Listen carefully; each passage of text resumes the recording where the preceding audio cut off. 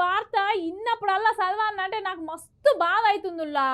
ఎన్ని చట్టాలు వచ్చినా ఎంత మందికి శిక్షలు ఎత్తానా కూడా ఈ దొంగబడవేగాళ్ళు మాత్రం రోజు రోజుకింత ఎక్కువనే అవుతారు తప్ప తక్కువ అయితే అయితలేరు. ఇక గదేనుల్లా ఆడపిల్లల్ని ఏదించే సార్లు ఇగో గీడ కూడా చదువు చెప్పే సారు ఏం చేసిర్రో చూడుర్రి.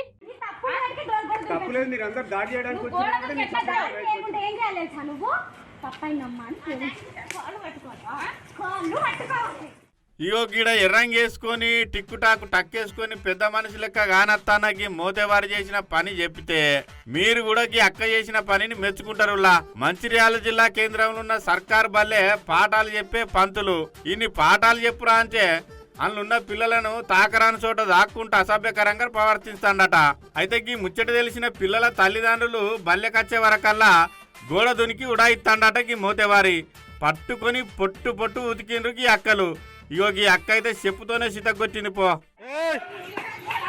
ఎక్కువ మాట్లాడక ఇంకా మాట్లాడదాం ఇంకా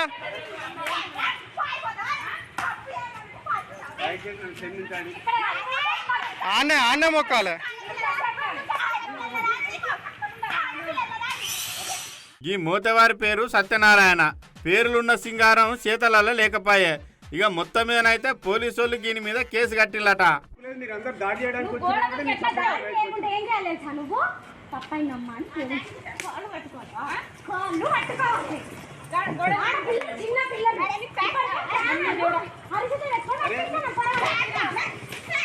ఇగో గిట్టు కూడా చూడుండి.